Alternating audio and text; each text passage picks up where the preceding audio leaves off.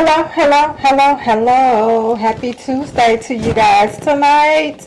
I am Ms. Empower, and this is a place for healthy conversations. For those of you that are new, this is a space where we talk about all types of topics in reference to becoming more healthy in your mind, your body, and your soul. So we talk about a lot of different things dealing with relationships. And when I talk about relationships, I don't mean just romantic relationships, but relationships within the family, friendships, with your children, just all types of relationships. So we just talk about different things that are needed to be talked about that are happening within our community. And it's always a joy and a pleasure to join you guys on Tuesday to talk about just all the things that are so important. Please let me know if you can hear me. I'm sorry, if you can't hear me. Let me know if you can't hear me. Right now I don't see anything on my YouTube side. Let me take a look at Facebook.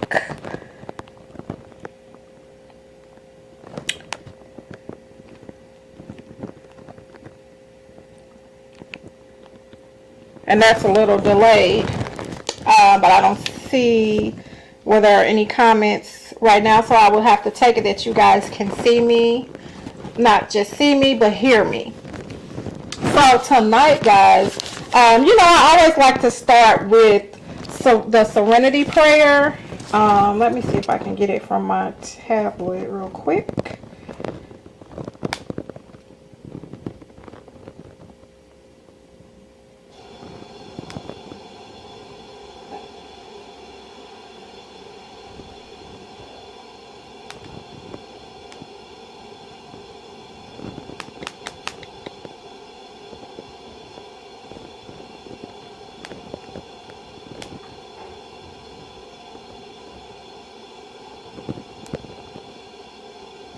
I hope it opens for me.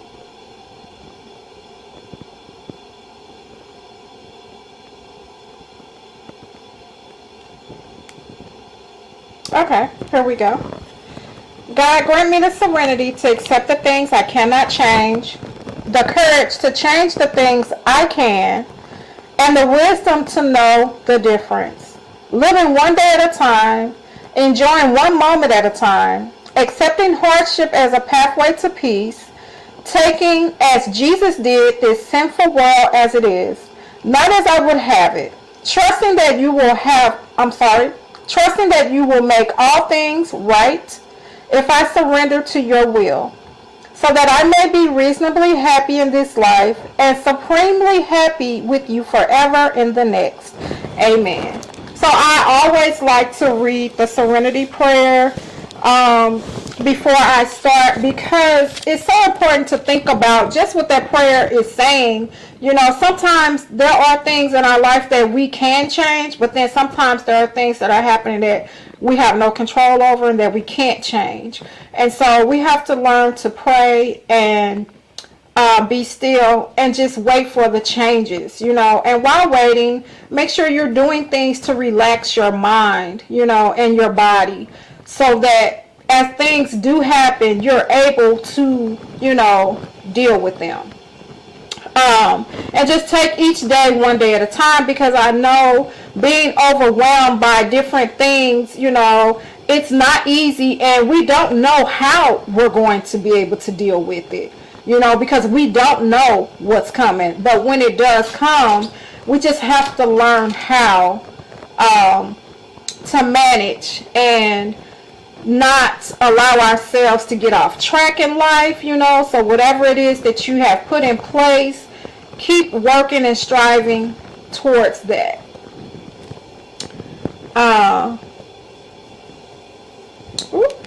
And this way, this helps you to still be happy, and still dealing with things at the same time, but not to say you're not going to have moments. And that's honest. Okay, guys, so let me jump in. Hey, Kendra, thanks for joining me tonight. I appreciate that. So tonight, guys, we're going to talk about that big wound that happens when you're in some type of pain. So we've had a lot of pains from whether it was childhood or adulthood experiences, encounters, whatever it was. We've all had these different types of experiences that created a wound within us.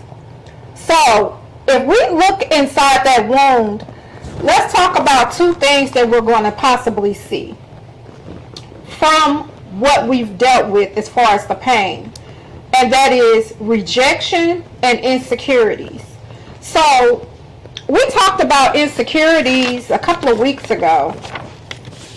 And just to kind of reiterate what we did talk about, we just talked about how when you have insecurities, you don't trust easily.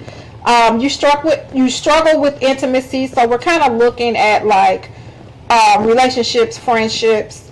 You become panicked very easily, always feeling like someone's going to abandon you. Let's say that's your insecurity. You easily feel attacked. You create mountains over molehills. You don't accept yourself. So those are some of the things that you deal with when you have insecurities. So within that wound, we start talking about rejection. When you have that rejection sitting there, it makes you fearful. It makes you fearful for going after things. Hey, Gail, thanks for joining me over on YouTube. It makes you have so much anxiety, about different things. It makes you have anger, depression, jealousy, sadness. All these different things come from rejection. So when you have rejection within you because of something you've experienced in your life, some type of pain. I'm sorry, guys. I'm trying to make sure I don't miss comments and stuff, and my phone keeps moving over. I can't see. Hold on. There we go. So let me see if I can sit it up. Okay. So those things increase. And again, those things are anger, anxiety, depression, jealousy, and sadness. But what do you think rejection causes? When you have dealt with this pain, this huge pain that has caused this big wound inside of you, and rejection sits in there, you think anything that you go for, you're going to get rejected.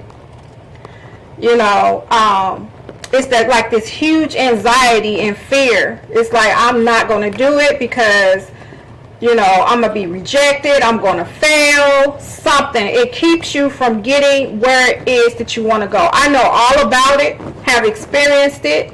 But rejection causes insecurities. It creates all these different insecurities within you. And let's think of some insecurities. So put in the comments insecurity. This is what happened to me last week. Everything kept disappearing off my screen. Let me see what happens if I hit. Nope. Okay. Sorry about that. So Gail says over on YouTube, it causes you to build a wall up, and usually you miss out on your blessings. Absolutely.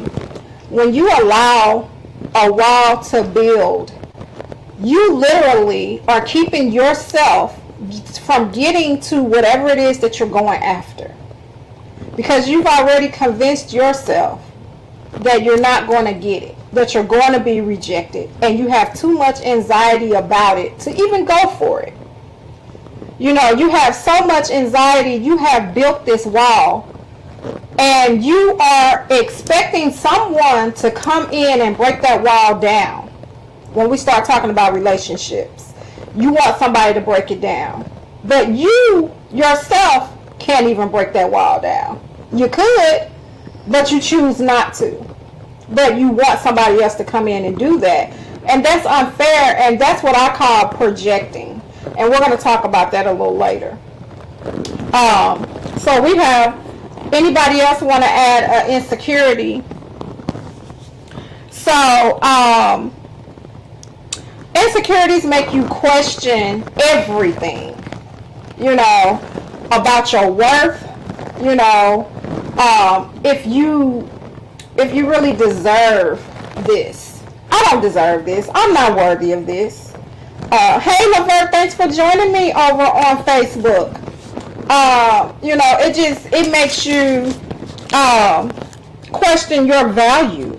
It makes you respect yourself in a different way, or you don't expect respect. That's what it is. You don't allow yourself to receive that because of your insecurities. You almost feel like you deserve that. You don't think that you deserve this amazing thing that you could possibly go after and get, but you will accept someone not respecting you. Your self-love, your self-worth is not where it should be. I'm sorry, guys. I don't know why I have this issue with Facebook every week. I'm going to try not to keep saying it. Okay, so like I said, with your insecurities, they do so much to you to keep you from getting where you need to be. Like Gail said, it's a wall that is put up, and it keeps you from getting where it is that you deserve to be because you have these insecurities. I mean, with insecurities, let's say somebody has been abandoned in their childhood, or even in their adulthood, and they just feel like every person is going to do that to them. That's an insecurity. Just always thinking that when you get into a relationship that somebody's going to cheat on you because someone in the past cheated on you. It's almost like PTSD, because you always think because this happened to me before, it's going to happen again. And you're protecting yourself by putting that wall up from even going through that again. Thanks for logging onto Facebook with me also, Gail. I appreciate you going over to YouTube first, because let me just stop and say this really quick, guys, if you don't mind. If you are subscribed to YouTube, please make sure that you go over and make sure that you subscribe if you have not subscribed, because I'm really trying to build my following over there as well. Alright, so let's keep going. So when we start talking about our self-love, guys, sometimes we allow different things to happen to us. We allow allow people to say certain things to us and treat us a certain way, because we don't even think about loving ourselves, right? And you've been through this horrific thing in your life, and you don't even have compassion for yourself. You don't show yourself compassion. But let a friend come and they're going through something, and you'll show them compassion. We have to start thinking about self-love a little more for ourselves. That is one thing that I entered into 2022 saying, that I was going to make sure that I showed myself more love, and I was going to be more consistent. And I really think that I have done just that, because I have stopped allowing certain things that I was allowing before. So Gail says sometimes a person doesn't feel good about themselves, and they don't. A lot of times they don't, and it really always stems from something that they've been through. That's why I say you never know what somebody is dealing with or what they have been through. And it's really important that we are kind to people, because you don't know where they are in that moment. So both rejection and insecurities will do the following. It will hinder your confidence, and your self-esteem, as we talked about. It will hinder your decision making. So you will decide to allow certain people in your life that you probably shouldn't, because they're not good for you, because they're not there for the right reason. They're not there to be the best friend that they can be to you. They are just there for whatever the reason is, but it's not the right reason for you. You deserve more. Hold on. I feel like it keeps repeating. Okay. So then, your worth will be based on what and who is around you. So let's say you're not in the best surroundings. You actually think that that's what you deserve. You have no idea what your value or your worth is, because it's just based on what's around you and who's around you. And that's not the best. Or let's say you're you're around people who are celebrities, or they have a lot going on for themselves. You almost think that because that is where you are, that is who you are, and you may not treat other people the best because you are in that place.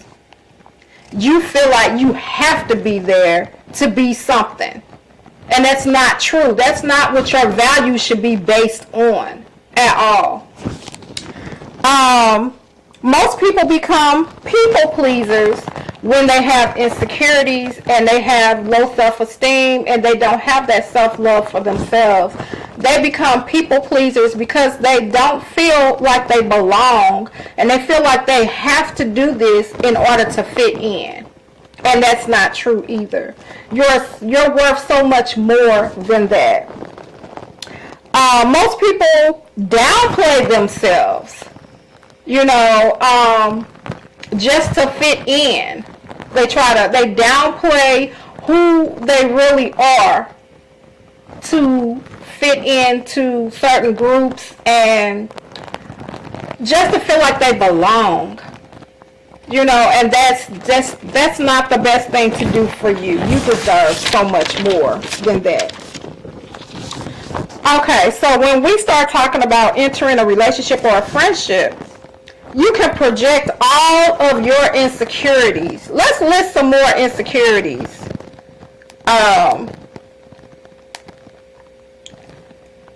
You can project all your insecurities onto your partner, your friend. And even though your friend and your partner had nothing to do with why you have these insecurities, you project it onto them and make it their problem. So let's say you entered into a relationship and in the past you've been cheated on, or you've just been hurt in relationships. And let's say you entered into this relationship with this person, and this person is really good to you. They really love you and they don't just tell you, but they show you. Their actions show that they really are here for you. But because of your past and what you've been through, you're going to project, your insecurities onto them, because you're waiting for the other shoe to drop. Because it can't be true. It's almost like, no, ain't nobody this good. And that's not the truth. You actually deserve that. But in your mind, you feel like you don't deserve it because you've never received it before. So, your insecurities can be projected onto other people. When you have insecurities, you tote them everywhere you go. I told you that's within the wound that you have within you, that you're carrying that pain. That's where it comes from. And you're projected wherever you go. If somebody says something to you because in the past people have talked down on you or to you, you just assume that that's what's happening, and sometimes that is not what's happening. This person is just literally trying to get an understanding, right? And so we have to start looking at ourselves and recognizing what our insecurities are. What do we need to do? How do we work on this? Well, number one, I feel like it's important that if you have an insecurity that stems from this pain that you're having within you, from something from childhood, or I don't care if it's something you just experienced, you should go sit down and talk to someone, because they can give you the tools that you need to work through it and learn how to cope and how to be better so that you can be your best self, because everyone deserves to win. I want to see everybody winning out here. If you're not winning because of these hurts that are haunting you, you know, and these insecurities that come from that hurt, you know, you're doing yourself a disservice by just letting it just sit there, or just pretending like it didn't happen, or you don't care. Because we know that that's not true. So you don't want to continue toting these insecurities everywhere with you and projecting it onto other people. Because if I'm honest, because y'all know I'm honest and I'm transparent about stuff, that is absolutely what I experienced, what I have been through, a lot of hurt and a lot of pain that I experienced in my childhood. I brought that into adulthood, and I was sitting on ready all the time. Like, you could say something to me, and you might not have even meant it in a negative way, but I promise I could have found the negative in it. No, they meant that in a negative way. That was not positive. You know, and that went on for years until I realized, okay, all right, God, why am I like this? Because I don't like to feel like this. Why am I angry and mad all the time? You know, why is everything negative? Why can't it be positive sometimes? What is it? Hey, Tiffany, thanks for logging on with me tonight. So it's time for you to recognize your insecurities. Sit down with someone. Talk about them. Get the tools you need so you can move forward and you can keep winning in life. And if you haven't been winning, I promise you, you're going to start. Because those things that are holding you down won't be holding you down anymore. You're going to view life differently. So, that's how you're going to get your insecurities under control. Get the counseling, get the tools needed. How do you work on a relationship that suffers because of rejection and insecurities? Let's talk about that real quick. Now, let me tell y'all the key to that. Communication. Does your partner even know what you've experienced in your past? Have you kept that to yourself? You know, communication is the key. You have to be able to sit down and talk to your partner. Your partner needs to know. Your partner needs to know that you've experienced this. This has been your experience in life, and this is why I do this. This is why I act like that. And that's why I say partners have to be in tune with one another. And you can only get that way if you are actually communicating with each other. So I always say, create a healthy space for each other. Man, the things that I know now that I wish I knew when I got married years ago, you know, in my first marriage, I really wish that I knew these things back then. It's so many things that you don't learn until, I guess, it's time for you to really know. But if I can save some people with what I do know, I really hope that from this video that somebody gets something that they can take back to their marriage to help them. So create a space for healthy conversations. Make sure it's healthy, okay? Have open communication. Make sure that you're able to sit down with your partner and openly talk to each other. I don't mean FaceTime, over Facebook, through text message, WhatsApp, whatever. None of that. Sit down with each other and have a face-to-face, one-on-one conversation with one another. Make sure when you come into that conversation, you come in positive, though. Don't come starting off, well, you know, and body language is everything. Remember, this is your partner. This is either the person that you plan to say I do to, or this is the person that you've already said it to. So make sure that you sit down and have this conversation and know how to talk to one another. Make sure you are listening, because listening is a very important skill. You have to listen to actually hear what your partner is saying, because it might be something that you didn't know that now they feel like they want to share.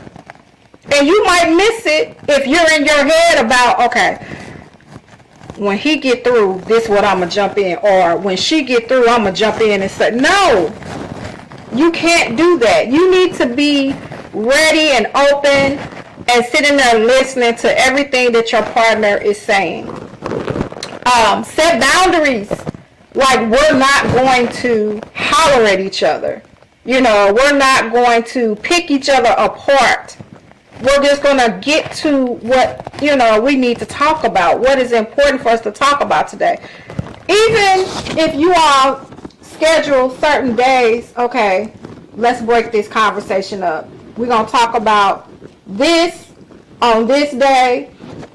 We're going to talk about this while we go for a walk. You know, just kind of break it up, change some things, you know, add some things. Make it where it's more comfortable and you all are able to spend this time with each other and talk to each other. Don't make it a chore. You know, just make it a part of you. And I always say a marriage can be whatever it is that you both want it to be. So create some new stuff and share it with people, you know, because you never know how you may be able to help someone. Okay. Give up the need to always want to be right, because I'm going to tell you, when you think you have won, you both have lost. When you feel like you always have to be right, you can't. That's not how you can go into a conversation with your partner. You don't go in trying to be right. You go in trying to work out the problem. You all need to resolve a problem. Choose the right time to talk. You know, some people, they don't want to talk right when it happened. You know, because they need to calm down. They need to get their thoughts together. Maybe you need to sit down and write down what's on your mind, what you need to talk about. I hope I'm not missing any comments.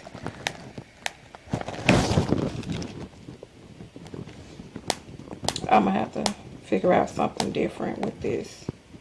Okay.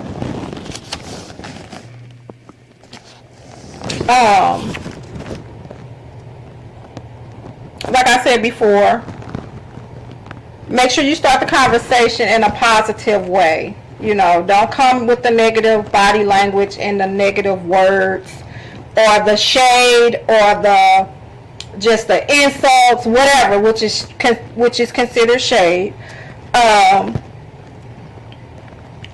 Stay focused on the problem at hand. Don't try to tackle. You know, don't say, well, you know, you did this, and then the other day no, that's not how we should handle things. Hey, Rail, thanks for joining me over on YouTube. Rail says at 26 and married and not really ready for marriage, we miss so much because we did not communicate well with each other. And sometimes the hard things weren't talked about until something happened. Absolutely. That's why I say, having counseling sessions is a good thing. And waiting until something has really gotten out of hand, or the relationship is on the edge, like hanging by thread, that's not the best thing. You know, I feel like it doesn't hurt to have someone like that just throughout the marriage, because it's just like when you go to the doctor. You're supposed to go to the doctor at least once a year for a well visit, right? If you wait until you're falling apart to go to the doctor, what good is that? Because now you're sick, and it might be something that they can't do anything about because you waited. So that's how I look at it. And from my experience, I feel like I wish that we had have done that, you know, but things happen for whatever the reason is. But I can agree with you on that, Real, because that was definitely my experience. And actually, I married at 26 as well. And being so young, you don't know these things. Like, even back then, love languages. I didn't know nothing about a love language, you know. I really didn't know what I was doing, and neither did he, you know. So you learn. You live and you learn. And in marriages, you grow together. And oh my God, if I have time, I'm going to talk about this video I watched earlier today that really blessed my soul. And I'm going to share it on my page later. Okay, so let me get back to what I was saying. I talked about staying focused on the problem at hand. Don't try to bring up a bunch of stuff, you know. Just take time to, you guys got to work through things one thing at a time. Fight fair, you know. Don't be unfair. It's so easy to be that when you're angry about something. And then, I'm not trying to tell nobody how to feel, but it's not good to hold on to anger in a relationship. You know, just let's talk about it. What's making you angry? Let's get to the root of it. Because sometimes the other person that has angered this person has no clue that this is what they did. Or when they did that, they didn't realize that that's what they were doing, that they were making their partner angry. And that's why communication is important. Let's have that conversation. While your partner is talking, just listen without interruptions, which I talked about that earlier. Find something to agree with that your partner is saying. You know, sometimes find the positive in the conversation if you can. You know, something that you guys can talk about and, just like they said, agree. Try to, something that you can agree with. But if you can't find something you want to agree with, just try to bring something positive to the conversation. Let's not let it be negative all the way through. If you start out positive, try to end positive too, on a positive note. And don't make it like this is a boxing match that we are, you know, we're going to step into a boxing ring and have a fight. No, this is us coming together and talking. And the more often that you talk about things, the better. Take time out, you know, if needed. Let's say it's becoming overwhelming now. Hi, Mueller. Thanks for joining me tonight. So if needed, take time out to, you know, just, okay, let's take a break. You know, we'll take a break right here, and then we'll come back. You know, that's why I said if you need to break it up, you know, but make sure that this becomes a norm, that you guys are sitting down and talking to each other. Encourage one another. Let me go back to the take time out if needed. Okay, so one thing for sure is it's so easy for us to talk to other people about what it is that we feel about our partner or something that they did, but we can't sit down with our partner and tell our partner what we're feeling. And so your partner doesn't know because y'all haven't talked about it. They know you were acting different, you kind of seem different, but they don't know what's wrong with you because you haven't shared. So when I say take time out if you need it. Just break it up, but make sure that you guys are talking to each other and not always to outside people. Because sometimes when you talk to outside people, they don't know what happened. They only hear one side, so they don't know what happened. And they could be giving you some advice that could be detrimental to your relationship. They may mean well, but it might not be the best thing to do. And another thing, encourage one another. Encourage each other through this. Make sure you're letting your partner know how much you care for them by showing it. Not just telling them. There's nothing wrong with saying, baby, I love you. But make sure that they are seeing it through your actions as well. So one thing about having insecurities, when you're walking around, this is what people see. They see, oh, they just don't care about nothing. Or in your relationship, I don't think they still love me. And it may not even be that. It's just those insecurities make certain people act a certain way because they're always in defense mode. And they have this huge wall built up that nobody can get to them. Nobody can touch them. And so it make you look a certain way when actually you may not be that. You're just trying to protect yourself. But if you don't tell your person, they don't know.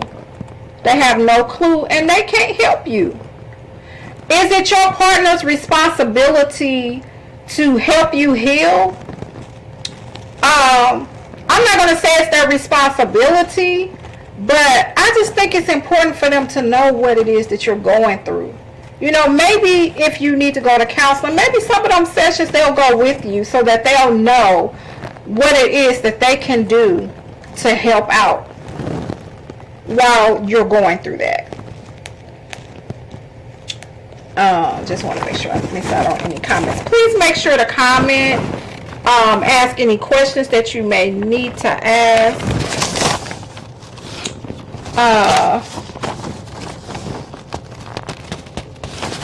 Also, in a relationship, when your partner has insecurities, they can just be, just walking around and you just feel like they don't want you anymore. You just think it's all these negative things that are now popping up and out because there was no communication. Communication is the key to a relationship working. Yes, Gail just said, great minds think alike. Communication is the key to everything in your relationship or outside, even in the workplace. Oh, definitely in your relationship with your children, But yes, communication is the key. Make sure that you're talking to one another. So are there any comments, any questions for what I have said so far?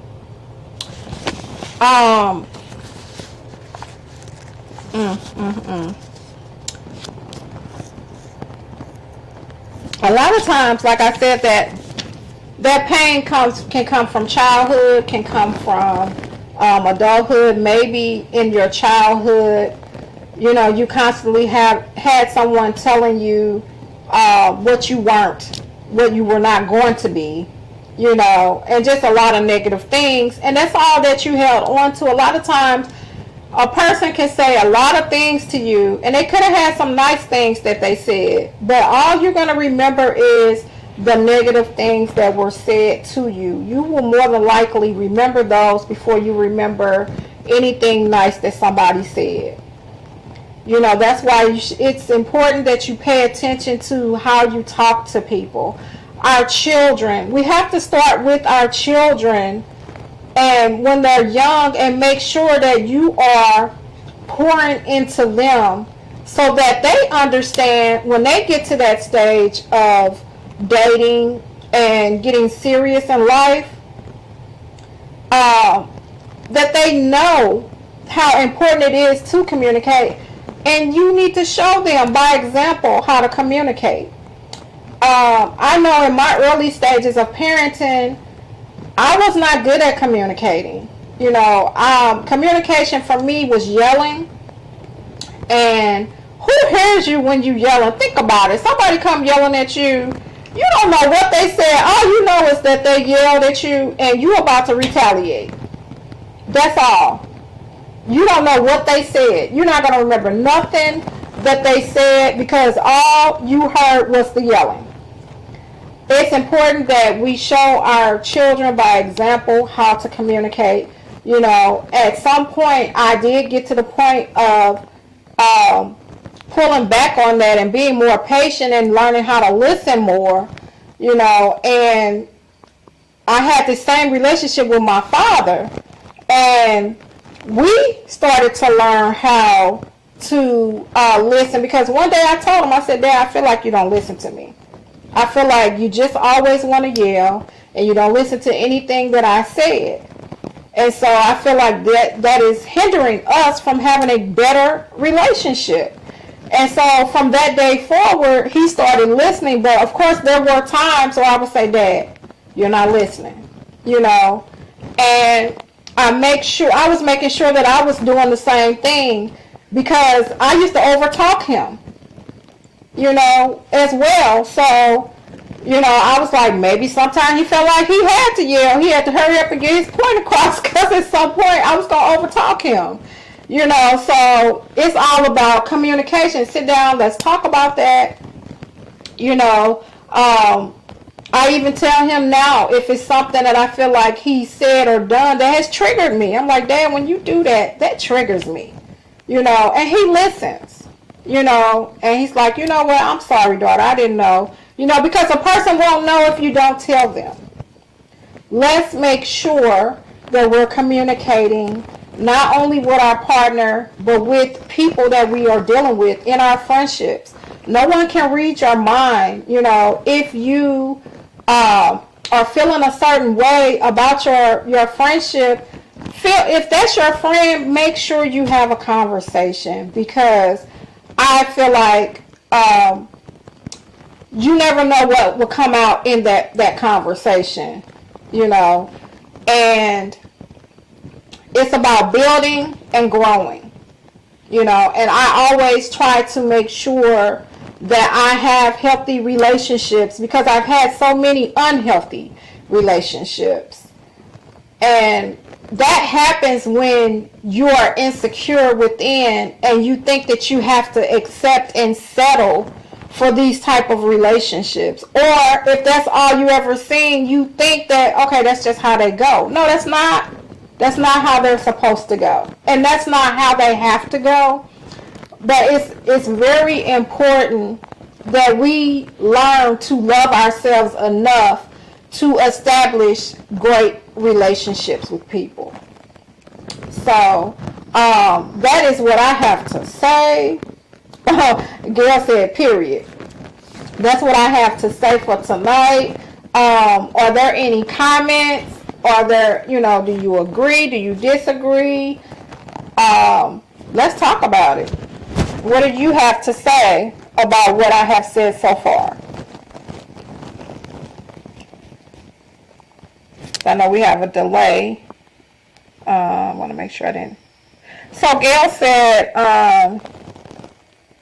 if you can't be honest with yourself, you won't be honest with others. And that is so true.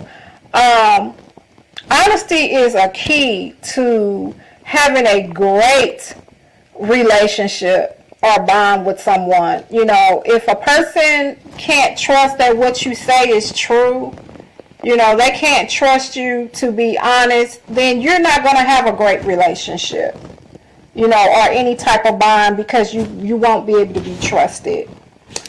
Hold on, I'm sorry. Gail also said words are powerful. Be careful what you speak. Absolutely, because when you speak something out of your mouth, even if you say, I'm sorry, you can't retract that. You can say, okay, I retract what I said, but that person still heard it. They heard it already, and it's there. You can't take that back. They're going to remember that. Like I said, you can apologize, but they're always going to remember that.